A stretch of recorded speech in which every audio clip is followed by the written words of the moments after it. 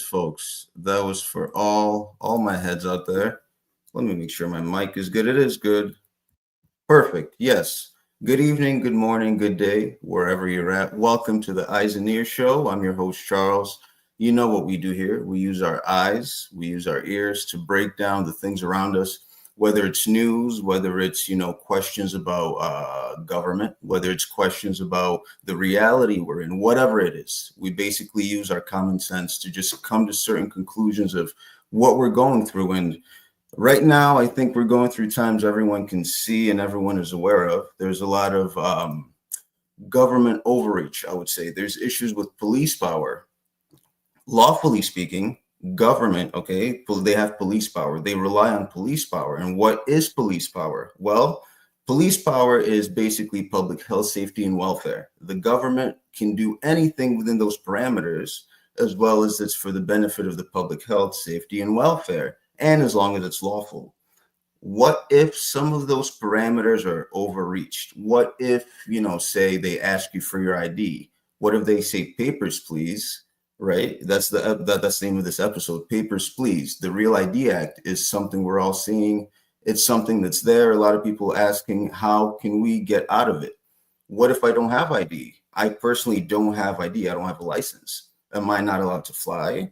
Okay. I know people that don't have birth certificates. Can they not fly now because they're not subject to certain government, regulations? Like, what happens in this case? And today's show, this morning's show, again, whatever, is going to be awesome because I have a great guest with me. I'll let her do all the talking as far as introducing herself. I'll let people speak for themselves. But ladies and gentlemen, please welcome Twila Brase. Well, thank you so much. I'm so glad to be here. Yes, Twila, thank you. I really appreciate you coming on. As I said earlier before you jumped on, we use our eyes and ears to break things down, and I think you're a very sensible person. You're very rational. You've done a lot of great work that I've kind of been looking at and new to a lot of it, but also I just see the freedom aspect behind what you do, and I'm very freedom oriented. So, can you please tell the people, can you give us an intro of Twila? What brought you to this moment here right now? Yes. Who is Twila Brase, right? So I am a registered nurse and used to be a pediatric emergency room nurse, but for the last 30 years, I have done policy, health freedom policy. I have a real penchant for doctors and patients being able to work together in freedom because I believe that is how patients get what they need. And that is how doctors can use the best of their skills and their brain and their thinking in order to do what the patient needs. And so, about 30 years ago, I co-founded an organization, Citizens Council for Health Freedom. And we are a national nonprofit. We work at the state level. We work at the federal level. We are focused on patients and we are focused on privacy and the privacy rights. So patient rights, privacy rights, and free markets, because this is how we believe healthcare should be in this country, and it should be between the patient and the doctor. We should have real health insurance, not a health plan. I know a lot of people think health plans are real health insurance, but they aren't. Anyway, and so we do a lot of what I like to say is that we excel in high level policy and engagement, and we provide practical tools, on the ground tools for the American public in order to protect themselves in the exam room and to protect their rights related to health and privacy in and outside of the exam room. Wow. Yeah. Awesome. And I mean, this kind of hits close to home. You talk about patient rights and patient records. I used to work, medical records on the military side. So, and I was there when we went from a transition from physical hard copy to the digital. So scanning thousands and thousands of records and just, yeah. So that switch and the importance of patient rights, the importance of privacy, HIPAA, the Privacy Act, and having to understand the vulnerabilities of digital security, quote unquote security, so it's very cool that we have people like you and organizations like yours that do what you do. So that's very awesome. So yeah, I mean, is there anything you'd like to add on top of that? Well, I'll just add that likely you, like everybody else in the American public, has the wrong idea about HIPAA. And so most people think HIPAA protects privacy. Now, you are working in medical records, but actually, the fact of the matter is it allows all of this sharing. We consider it a permissive data sharing rule because it allows all of this sharing of data without an individual's consent.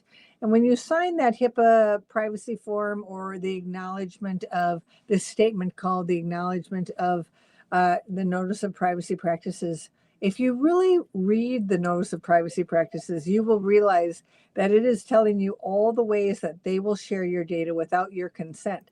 So HIPAA has nothing to do with privacy except getting rid of it. And everybody who wanted the data for their own purposes got it. And so I wrote a book. I always have it here at my side so people can see it. But I wrote this book, Big Brother in the Exam Room: The Dangerous Truth About Electronic Health Records. And all of the government folks, as well as the corporate folks who wanted all of that access to data and knew that the easiest way to do it was to take away your privacy rights and then digitize all the data. And that's exactly what happened with HIPAA. They took away the privacy rights. And then with the electronic health record mandate, that electronic health record in the exam room is not there because the doctors wanted it. It's there because the government mandated it, or otherwise they will not get paid fully for every Medicare patient that they see. Right, yeah. So I appreciate that breakdown. So very interesting. So people, I hope you're taking notes and kind of get an appreciation for Twila's breadth of knowledge and experience, especially in this topic. So that's very awesome. Appreciate that.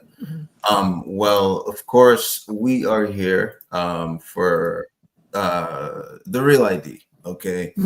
It's in the news. It's coming out May 7th in the theater near you, the Real ID.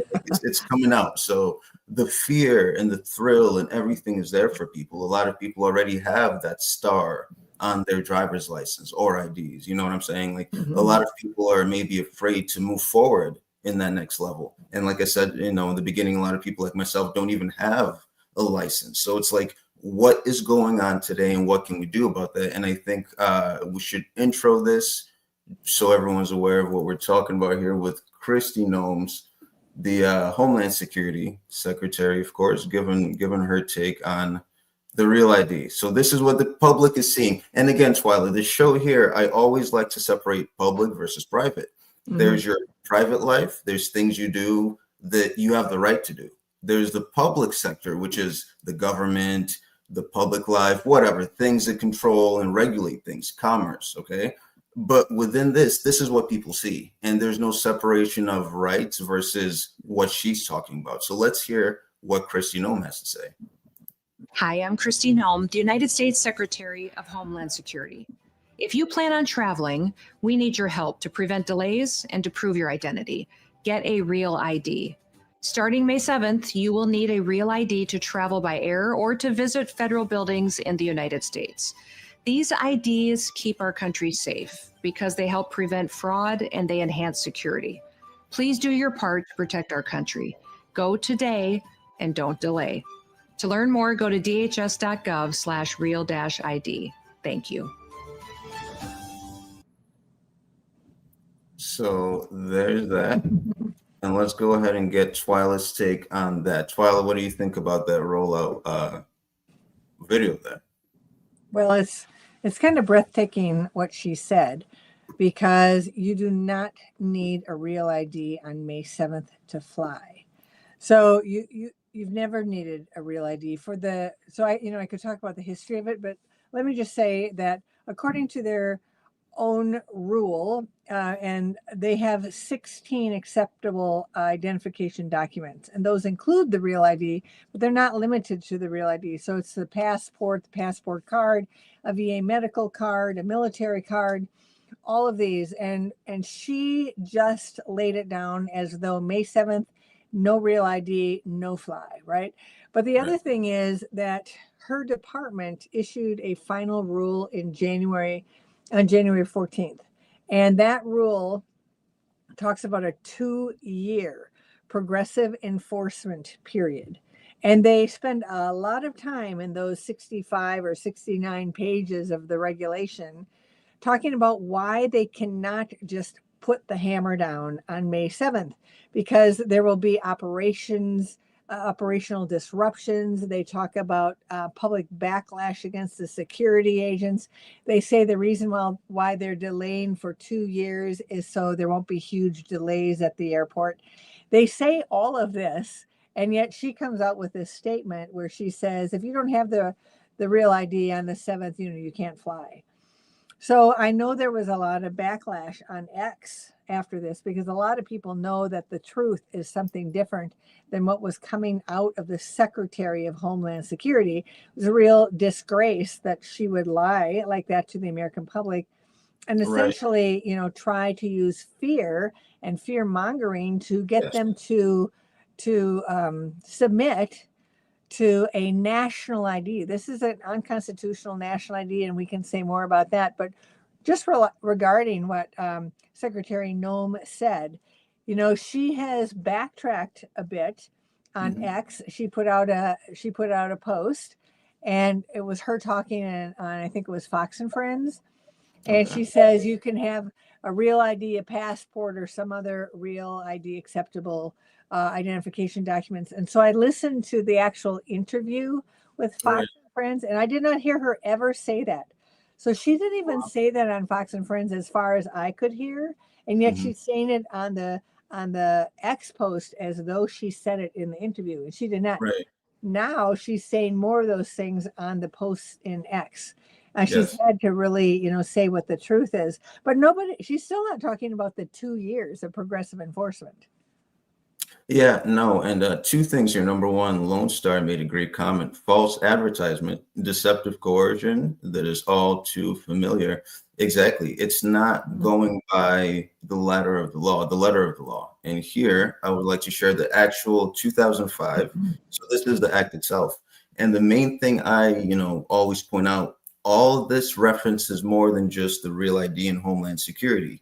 This touches on Title 6, Homeland Security, goes to Title 49, Transportation. Of course, it deals with motor vehicles, driver's license identifications, the state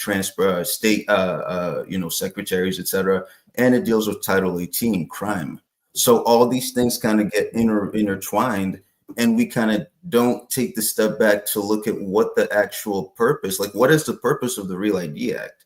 And here you go in number 3, in their words, it tells you the official purpose. Okay, so the term official purpose, like lawfully speaking, this is what they mean when this is the purpose of the act. So official purpose includes, but is not limited to, is accessing federal facilities. So going into federal buildings, okay, boarding federally regulated commercial aircraft, keyword on commercial, entering nuclear power plants. I don't know when the last time you went to a nuclear power plant was, Twila, but you're going to need a Real ID now to do that. And any other purpose that the secretary shall determine. So whatever Kristi Noem determines or sees fit, but again, whatever she determines has to be within a framework. And I'm sure these people just always overstep that framework. And then that overstepping goes into some kind of unconstitutional factor, which of course we'll go into. But this is just one of the main things I wanted people to kind of pay attention to. The federal, it's all for federal use. The Real ID, it's for federal use. Like this shouldn't impact people needing to travel. It's not about just regular movement of people, from place to place. This is a specific thing dealing with specific people, federal agents. And here's all the things that, quote unquote, you need to do. The minimum documents required. Here's what they say is minimally the minimum.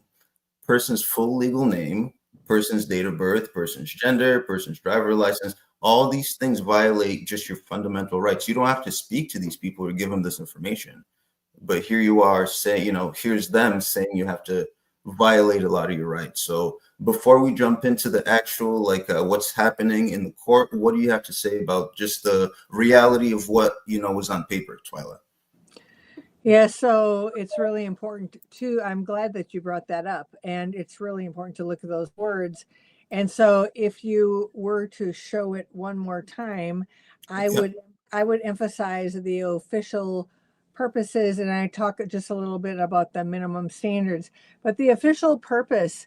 And so one of the things that you said is you thought that any other purposes meant that it had to be within a framework, but there's nothing that limits what those other purposes are. And so, for instance, it could be that the secretary decides that another purpose was in order to access medical care, you have to have the real ID in order to open a bank account, in order to get married, in order to buy a gun, in order to get ammunition, in order to get a hotel room. All of these things, they could decide that there was some national security or purpose or to prevent fraud or whatever they wanted to.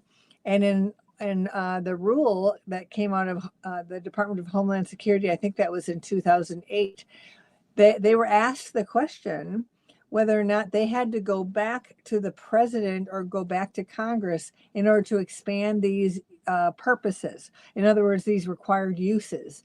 And they declared in the rule that they do not have to go back. And so it's all up to the secretary. In this case, Kristi Noem, and then whoever the next secretary is, and whoever the next secretary is, right?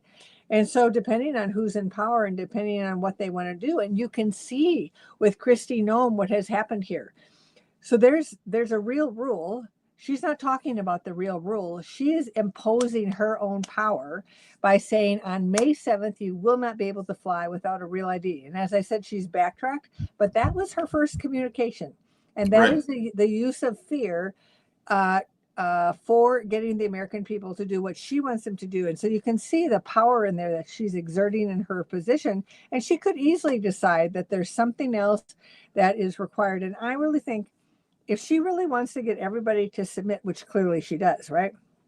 She could say that the next official purpose is access to medical care, because not everybody needs to fly, but everybody needs to see a doctor, right? And so this is really wide open what she can do. And then when it comes to the minimum, like paperwork that needs to be required, it's a minimum, which means there's no maximum.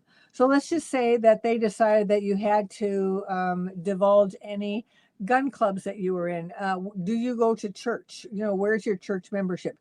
Any kind of information that they thought that they needed to verify you for a real ID, they could decide because there's no maximum.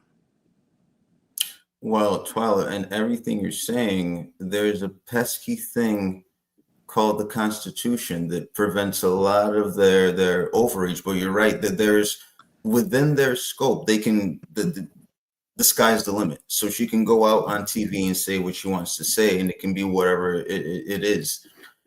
However, would you agree that the Constitution is that barrier between we the people and the government? Well, yes. And the Constitution, it tells the federal government, it puts a boundary around the federal government and says, thus you cannot go beyond. Now, of course, Congress has gone far, far, far afield of the Constitution. Even all the bureaucracies, all of them. In FDR's time, the Supreme Court said that there couldn't be bureaucracies because according to the non-delegation of authority doctrine within the Constitution, they are not allowed to give their legislative power to anyone else. And they're regularly giving it to others and the bureaucracies through rulemaking. So, Yes. So the entire thing, all of Real ID is unconstitutional. And the state legislatures knew that back in 2007, 2008, and 2009, something on the order of about 30 legislatures either passed laws prohibiting conforming with the Real ID Act or resolutions opposing it. Right, exactly. So there's that pushback and the states have the power to do that within their scope. They definitely have the power to fight back.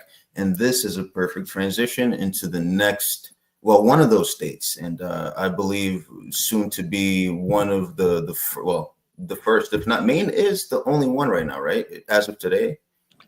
You mean fighting against as Real far as ID? fighting, as far as doing something with Real ID, you're having something on the books, right? There's actually more.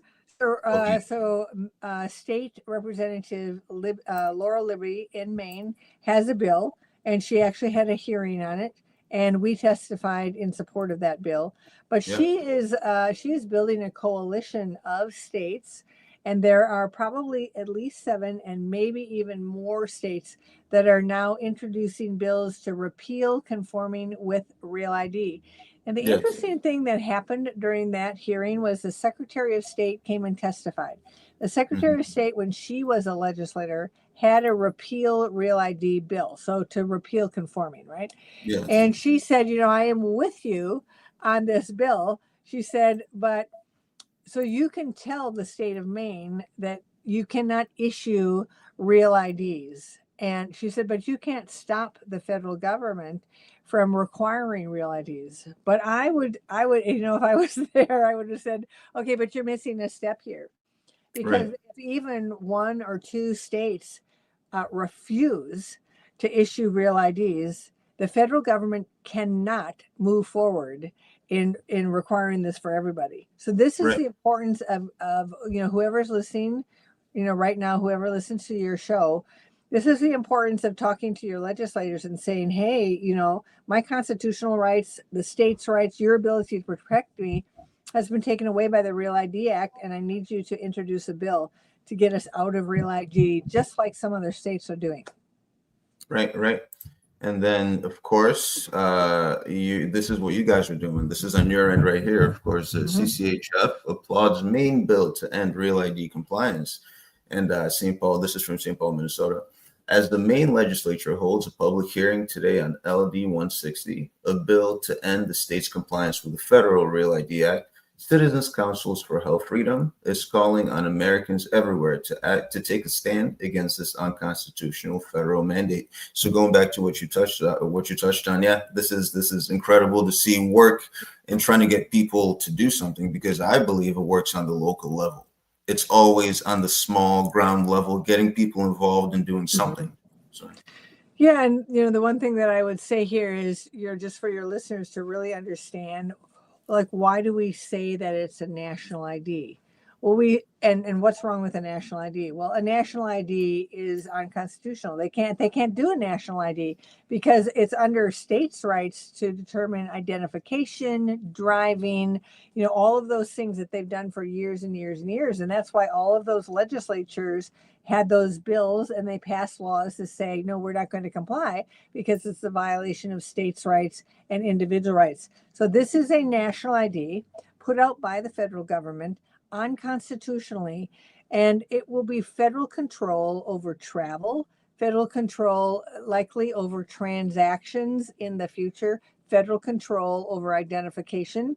Your security, your safety comes in the fact that there are 50 states that can stop the overreach of the federal government. So if the federal government says something, your state stands up and goes, yeah, no, that doesn't fit with the Constitution, and we here in our state are going to protect our people. But when all of the states have simply complied and the federal government has control, then there's no one to stand up for the people against an overreaching government.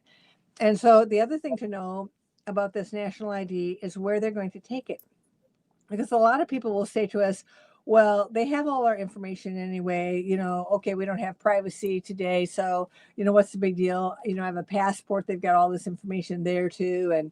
But that's not what you need to understand. You need to understand what the purpose and where the Real ID is going. So the organization that is like sort of the head of all the DMVs in the country, that the driver motor vehicle, places where you go and get your license, right? It's called AMVA, the American Association of Motor Vehicle Administrators. And in December 2023, AMVA testified to Congress in testimony called Beyond Real ID, and talked about how they will digitize the Real ID, put it on your phone, and have remote access to it. And when you have a digital ID, everything that you do with that pings back to the government, right? So this is a surveillance system. It's also a control system, and it's an unconstitutional system. And it's not just a card. It is a system.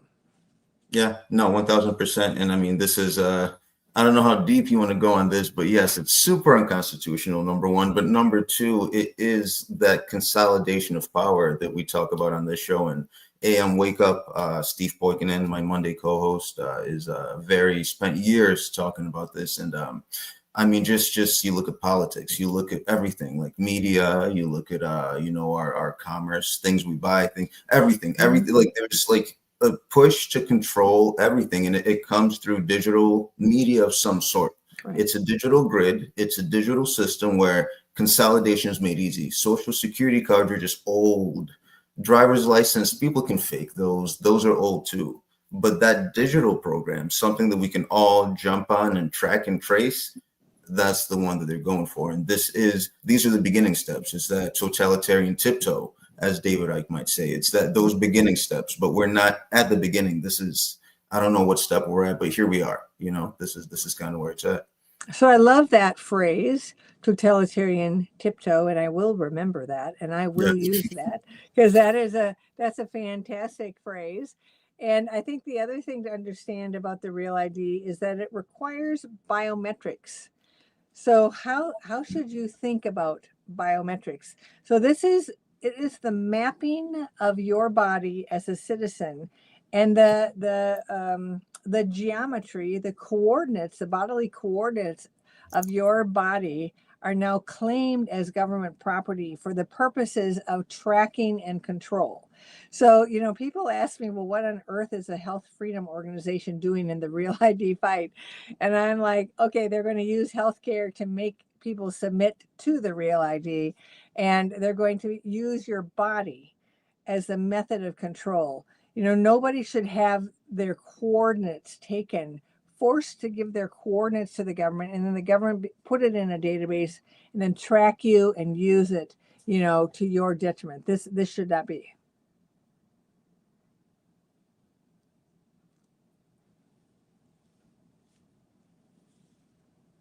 I cannot hear you, just so you know. Oh, sorry. There it is. I apologize. I had myself on mute. And I said, going back to your point, unfortunately for us, here's the Rand Institute. Okay, this is from 2020, talking about the Internet of Bodies will change everything for better or worse. I like the or worse there, the wink, or worse. But this is the push. You have InQtel. They fund stuff like this all the time. Internet of Things, Internet of Bodies. Digitizing everything, digitizing our world. Like this is it. The rise of devices that connect the human body to the web is accelerating rapidly. This Internet of Bodies could revolutionize healthcare, like you're talking about, and improve our quality of life. But without appropriate guardrails, it could also jeopardize our most intimate personal information and introduce several ethical concerns. So there it is. Those points are there. Those things are truly there, but they're getting funded, but they're getting pushed, but they're there. So I think that's interesting. I was going to play a clip of you notice that they don't mention the constitutional concerns, right? They say privacy concerns, ethical concerns. But really, one of the biggest concerns is the constitutional concerns, your actual rights as an American. Yes. No, that stuff does not get touched on, of course, because those things that's old school. As Noah Yuval Harari of World Economic Forum would say, that's, the things like your innate soul, that's like old school. That's like whatever. We're trying to replace that with the Build Back Better thing, So it's sad, very sad, but he is a scary person to listen to for where he wants to take the world. Yeah. No, he's a maniac. They're all those globalists are just maniacs. It's like their agenda for the world. My question is always, and my wife asked this, it's like, where do they see themselves in this world they're trying to create? Are they not going to be partaking? They're the ruler, right? Right. Yeah. And we're the cattle, we're the sheeple, the people here, the useful idiots, Not us though, however, because we're here talking about this, and we can see stuff like this taking place in court. So this is Matt Flanders' testimony, of course, repealing the Real ID Act. So let's hear a little bit of this. Welcome, Mr. Flanders. Good afternoon, Chair Crafts, Chair Nangle, and members of the committee. My name is Matt Flanders, and I'm the Legislative and Policy Director at Citizens Council for Health Freedom, a national nonprofit health policy organization based in St. Paul, Minnesota. For over 25 years, our mission has been to protect patient and doctor freedom. We often focus on privacy because privacy is the foundation of that freedom. He who holds the data makes the rules. Thus, we are grateful that LD 160 would restore individual and states' rights in Maine. Our organization has long opposed Real ID because it is a federal takeover of state and individual sovereignty by expanding federal government power over our individual lives, including in healthcare. It is a threat to personal privacy, security, and autonomy. As a health policy organization, we are particularly concerned that Real ID cards will be used to track patients as a backdoor national patient ID, and that a Real ID could be required to receive healthcare services. In other words, no card, no care. Additionally, the Association of American Motor Vehicle Administrators have testified to Congress of their plans to digitize the Real ID by putting it on people's phones and having remote access to it. A digital ID creates an ongoing tracking system every time it's used. Furthermore, the Real ID rule requires the collection of biometric information, starting with mapping facial geometry. It permits future mapping of other body parts, all collected and used by the government for control and tracking without our consent. Under the federal law, the Secretary of Homeland Security has unilateral authority to expand required uses of the Real ID and says it does not need to seek congressional approval for expanding those requirements. This could include things like purchasing a gun, voting, receiving medical care, opening up a bank account, and more. Make no mistake, a Real ID is a national ID, and this is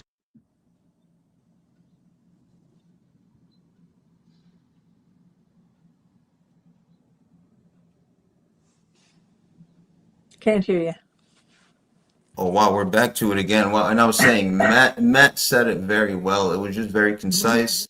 And yeah, make no mistake that it is the national ID, truly. That is the point here. That's kind of like this next step, like we said. And again, shout out to David Icke, totalitarian tiptoe, one step at a time. And this is kind of where it's at. But luckily, there's guardrails along the way to stop. And you just kind of like buffers, you know what I'm saying? Like people standing up for their rights. Hopefully, people make a loud enough voice to stand up and take action or speak to their legislatures if that's what they need to do. But some kind of remedy to put a stop to what's going on. Now, question to you: do you think this is going to get kicked down the road like it's previously been kicked down the road? Well, I guess.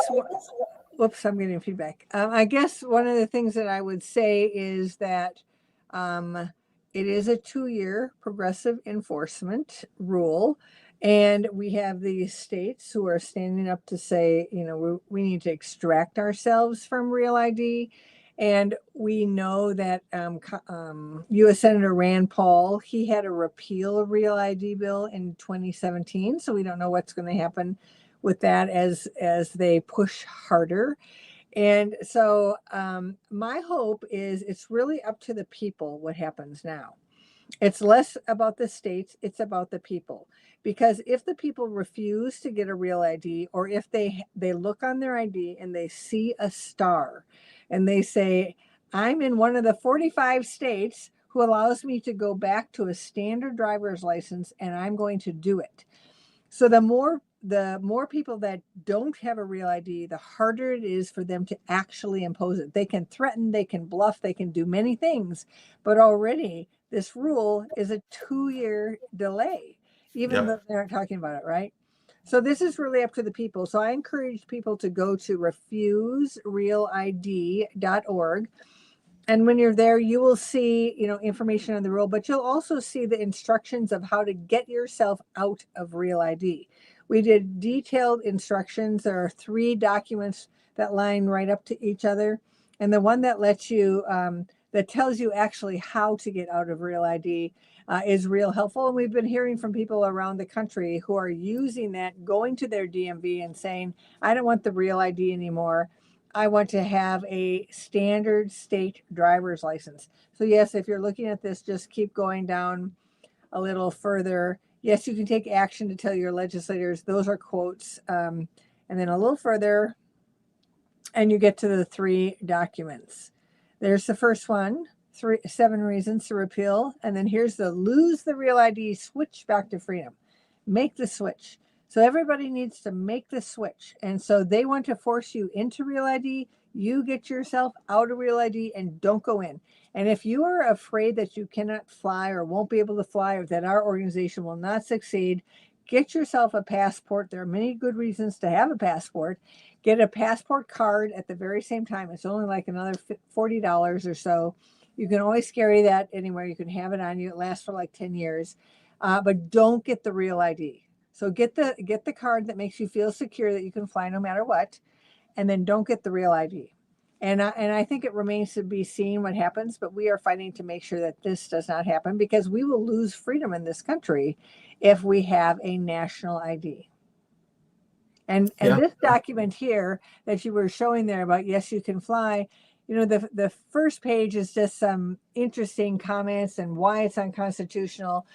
Quotes, it's just quotes, right? And then the very top says, there's 16 other documents. But when you get here to the second page, from the second page to the fifth page are actually out of the rule. And if you stop right there, just stop right there, and you can see the up to 2 years, right? This rule recognizes these concerns and provides flexibility by permitting agencies for a period of up to 2 years to implement this enforcement.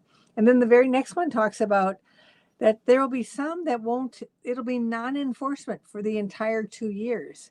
And it does mention that you can use a passport, and it does say that they're phasing it in to decrease backlash. But that's not what you're hearing out of Kristi Noem, right? But that's in the rule that she has to follow until she puts out another rule that says something differently.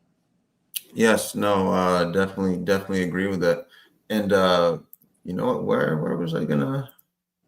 I had not the video. Yeah, actually I did. So yeah, you're talking about pushback, and we're actually seeing in real time the consequences of, it's like my experiences with government, and I've been arrested before for not talking to a police officer and not giving my license to a police officer. Come to find out, those weren't crimes, silly officers. It's not a crime not to talk to you. It's not a crime not to have a license. It's not a crime not to have that. So how can the government take someone's right to travel away if they don't have a license? So now we start having these little pushbacks, okay? And I have one right here. Well, I have multiple, but let's start with we'll do the video last. We'll do the story first. And this is coming from Arkansas, where we're seeing that only a fraction of the people have a real ID. Only around 29% of Arkansans have a real ID. This is as of today. Okay. So as of today, only 29%. And this thing is due when? In like 2 weeks or something, 2.5 weeks. So what are they going to do with all these people? You know? Well, so the interesting thing is I just flew. And for the last 2 years, I've gotten these like little pieces of paper that says you need a real ID by May 7th. Or there are these signs that are about like this, and they're posted all around the airport. I didn't actually see any of those signs. I used my regular state driver's license, and nobody said to me, on May 7th, you're going to have a real ID. Now, the person I was traveling with, one person in 4 airports, 2 airports, but 4 flights, right? Because we had to stop, right? So anyway, only one person said something about May 7th. And this is interesting to me because it's like the pressure's off. They had Kristi Noem up on those screens, but only a few screens, mostly in the baggage area, and nobody could even hear what she was saying. Right? Because they had some words, but the pressure was off. And I just flew today, and that same pressure isn't there. And I think they're preparing for the fact that they're going to have to let people fly on the 7th. I think they're going to have to. It's going to be a bust. Yeah, that's kind of the thing. It's going to be a bust. I feel so too. And when we have stuff like the Arkansas thing, let me change my screens. When we have stuff like the Arkansas story, okay, where only 29% as of April 23rd have obtained a real ID as the May 7th deadline nears for all Americans to get the new form of identification required for air travel and other purposes. So there's a shortage of people doing what they need to do. So now it's up to now it's almost like whose responsibility is it to do something? Or do Was the people even have to do this? You know, it's like, what question do you ask? Was that an article from today? Yeah, this is it came out today, and it's quoting from yesterday. Yeah, but as of today, only 29% from Arkansas. But you can see the very first sentence of that article Let's go back. Yeah. talks about May 7th. Look at what it says down there. Go, yeah, you have to be, there we go.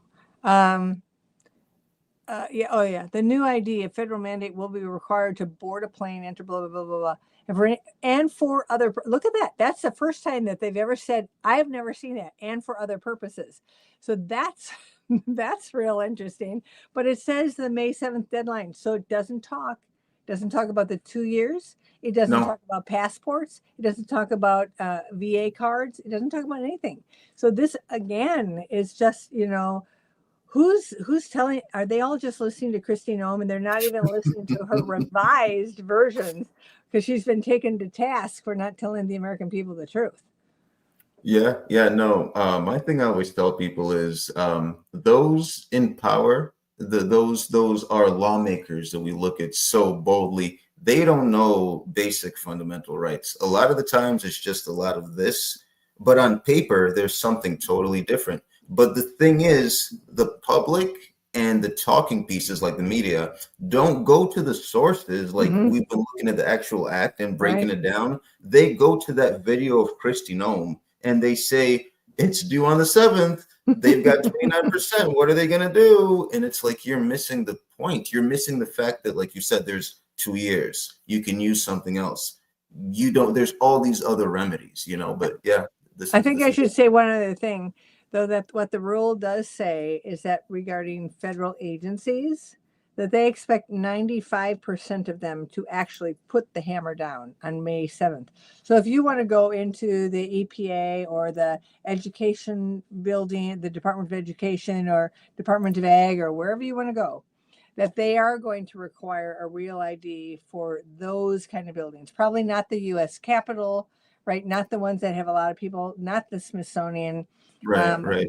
But for some of those, so 95% of those, and there's like 400 and I can't remember what the rule says, maybe 470 buildings that are federal buildings. So they expect 95% of those. But the TSA, you know, most of the rule is written about the TSA and high traffic facilities, which of course the airports are.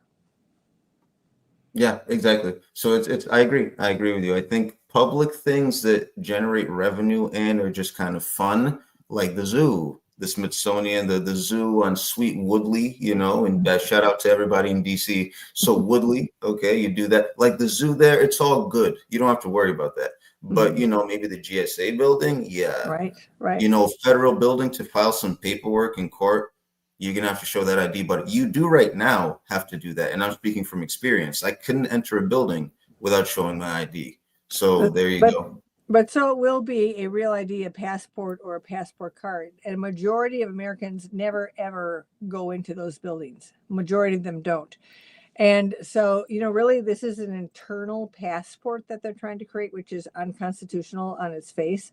And so, you know, this is a battle to be fought. It's a battle to be fought by the American people. We have now billboards. Now, you didn't get quite far enough down at our refuserealid.org site, but we put a billboard up in Texas. One of our donors funded it, and another one up in Florida. And just today, one went up in Kentucky.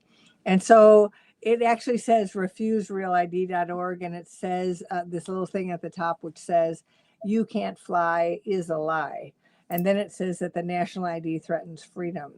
So people can go to refuserealid.org and just see what that billboard looks like, because it really tells the story that we want to tell. No, that's exactly, yeah. And folks can check it out. I'll be sharing a lot of the stuff as well. So no, I think that's awesome that there's the remedies there. And to tack on to the story I just shared, let me share one. Let me do two more, and then we'll kind of wrap it up with a solution. So let's kind of break down what we did. So we did the intro. We're kind of seeing what they're pushing. We're seeing what the word on the street is. We broke down what the actual words are.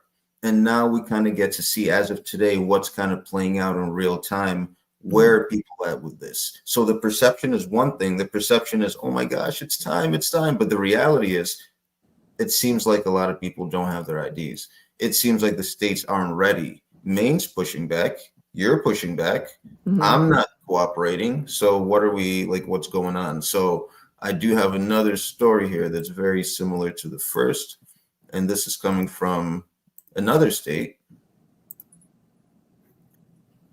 Less than 20% of New Jersey residents have a real ID. State ranks last in compliance rates.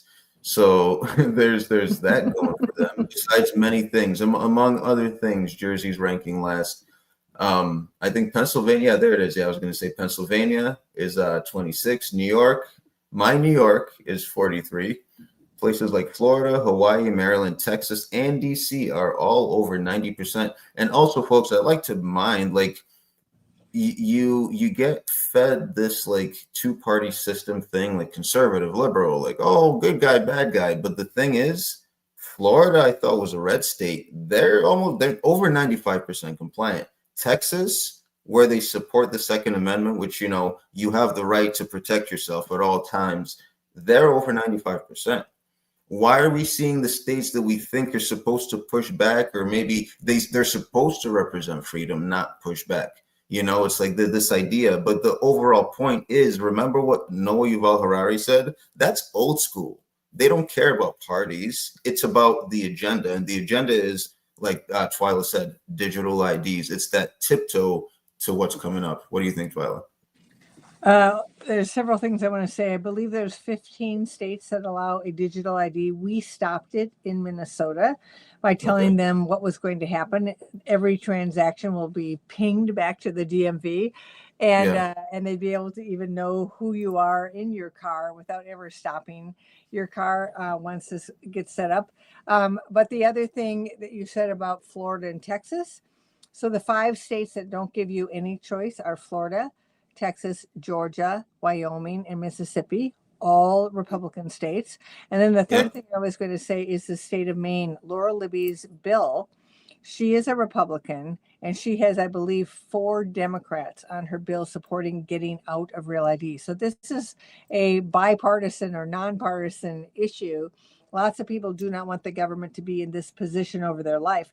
And, you know, eventually this will not only just be travel, right? It'll be transactions, access to services, you know, the whole thing about, you know, the ability to buy, the ability to sell. You know, we don't have any idea where this could all go, but it can't be good.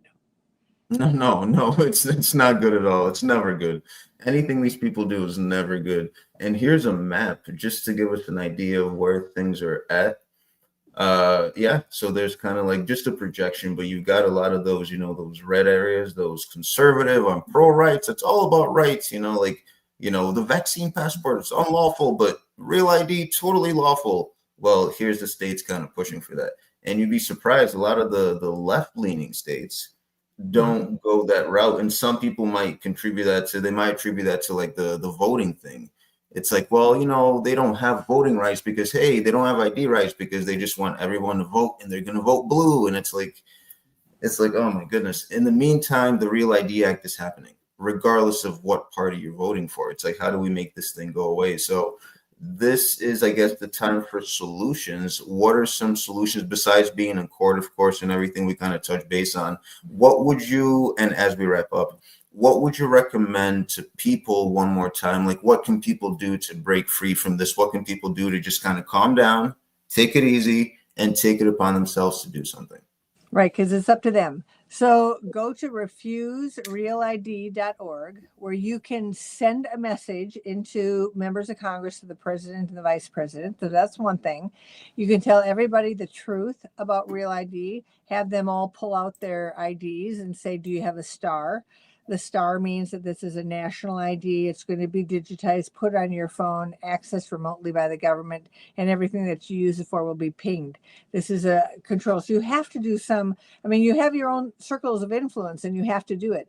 Then you need to switch out of the Real ID if you're in one of the 45 states that lets you do it. Report back to us how it worked because we're saving the stories to get kind of an idea of if this is working. We have to make those numbers of the non-compliant go up, not go down. And then talk to your state legislators. Tell them that there are other states that are moving to extract themselves from the Real ID, and that they have actually an obligation under their oath to protect you from the federal government doing this, and ask them to do a bill to move in that direction. And just tell everybody that you know what the truth is about Real ID. Share our website, refuserealid.org. And if you have the means and you'd like to, we'd love to help you put up a billboard in your area. Perfect. No, that's very, very well said. And just to kind of show your site here, of course, folks, Citizens Council for Health Freedom, CCHF, and here's the site just to kind of give you a brief discussion. There's a billboard. That's the one in Florida. Very awesome. It's in Florida on the Tamiami Trail, so it'll get a lot of exposure. Yeah, and stuff like this is the actual solution. Like we had a Third Eye Carnival. We called it over in Portland, Tennessee. Steve Poikonen and Ryan Christian from Last American Vagabond put it together. They had birthdays on the same days, always wanted to do something, so this was kind of it. And what better way than, music and truth and just communities. And it was just people building. So this type of stuff is what this is all about. It's all the ground level. It's us making a change, but it comes from us knowing, comes from knowledge, education, talking, having these discussions and sharing these discussions. I think that's very, very important. And that's why they're limiting these things, trying to, limit your access to the internet with IDs. It's like, that's down the pike. Stuff like that is coming down, like limiting our speech, which we're seeing nowadays, limiting people's ideas, regardless of what they think. It's like, why can't we get along despite what we believe? It's like people used to do that, but now that's used as a weapon against us. But what we're seeing here with this billboard is truly how you fight against that, because you're reaching everybody and you're letting people make that decision when they see that billboard. They might get angry. They might get upset. Some of them might see that and say, wow, I need this. I was angry. I was upset. And I was looking for this. So there it is. This is my saving grace, which is awesome. Yeah. And social media, right? Taking our billboard and passing it around social media, Facebook, Instagram, wherever, and getting the message out that way. That way it gets across the entire nation, and you don't even have to go buy the billboard, right? You can just see it, through your social media. So that is another option too. I have been thinking about the idea of May 7th. What do they call? Like bridge rallies, right? Where people are all together, but I'm not sure. But it is something that any organization could do just to get the public aware that this is not a small thing. The Real ID is a really big thing, and it's a really big and bad thing for America and for Americans and for freedom. Yeah, exactly. And I think that's a great idea, actually, on the 7th, like doing something not a protest per se, but just being there, some kind of presence to, push back some meaningful way that shows, hey, here we are, here's the truth, here's the actual facts, and it is what it is, you know what I'm saying? Like just kind of making a push. So yeah, I think that's a great idea. Yeah, that's really awesome. So, but no, I think Twila, we covered a lot of ground. I don't want to take up more of your time. I do appreciate you being here. Do you have anything else to kind of put out there for the people before anything to promote, anything to push? Where can we find you and your work? Yeah, so you can go to cchfreedom.org, cchfreedom.org. There, like I said, we have a bunch of practical tools. Like we've got 12 questions to figure out if your doctor is independent. We've got the Wedge of Health Freedom, which is an online cash-based directory of cash-based practices. We have our Medicare how-to guide, which somebody in Medicare in the Trump administration, former Trump administration, said is, just a real service to the American public because it includes information you can't find elsewhere. And so that's the Wedge of Health Freedom right there. So a directory to find a doctor who works for you, not the corporations, not the government, but works for you. And there are lots of doctors that aren't even on our Wedge yet, but you just have to find them. They're out there, they're growing, they want to get out from under this, what the government is doing. We've also got something called our discharge instructions. So if you're on the home page of cchfreedom.org, just go down to the bottom of it and it says helpful handouts. And it's probably the best place to find all of these individual things as helpful tools for you in the exam room and outside of the exam room.